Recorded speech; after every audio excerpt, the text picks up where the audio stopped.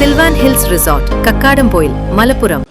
ശ്രീ ആര്യടൻ ഷൗക്കത്ത്, പൊതുമരാമത്ത് വകുപ്പ് മന്ത്രി. സർ, മലപ്പുറം വയനാട് ജില്ലകളെ ബന്ധിപ്പിക്കുന്ന നിർദ്ദിഷ്ട നിലമ്പൂർ മുണ്ടേരി മേപ്പാടി മലയോര ഹൈവേ യാഥാർത്ഥ്യമാക്കാൻ ഈ സർക്കാരിന്റെ ഇടപെടൽ ഈ സബ്മിഷനിലൂടെ ആവശ്യപ്പെടുകയാണ്. സർ, 2009 മെയ് 21 നാഗ്പാക്കിന്റെ റിപ്പോർട്ടിൽ വളരെ കൃത്യമായി പറഞ്ഞ പാതയാണ് സർ ഇത്.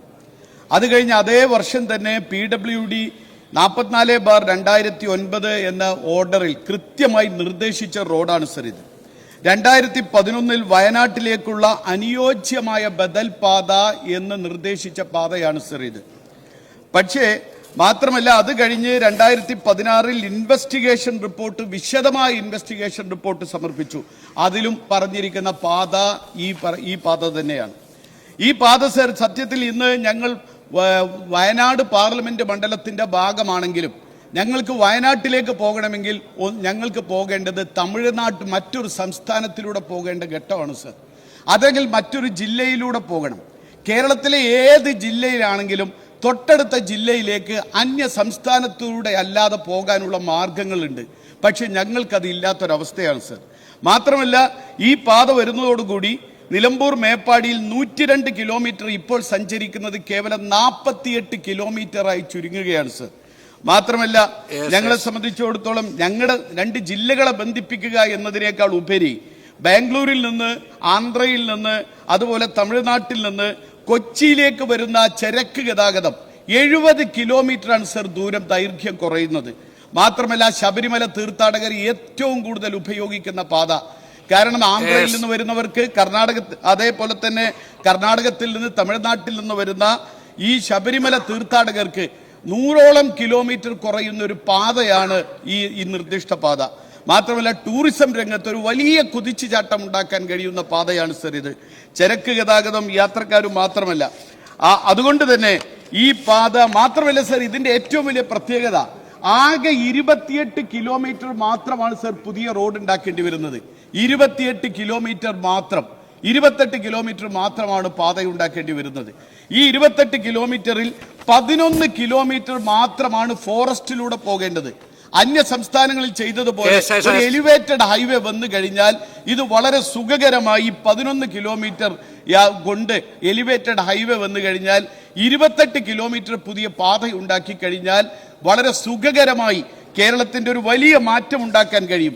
കേരളത്തിന്റെ സമ്പദ് വ്യവസ്ഥക്ക് പുത്തൻ ഉണർവ് സമ്മാനിക്കാൻ മിഷൻ സമുദ്ര പോലുള്ള നിരവധി സ്വപ്ന പദ്ധതികൾ യാഥാർത്ഥ്യമാക്കാനുള്ള ദീർഘവീക്ഷണത്തോടുകൂടി ആദരണീയനായ മുഖ്യമന്ത്രി മുന്നേറുമ്പോൾ ഈ പദ്ധതിയും അതിനൊരു മുതൽക്കൂട്ടായി മാറുമെന്നതിൽ ഒരു സംശയവുമില്ല സർ.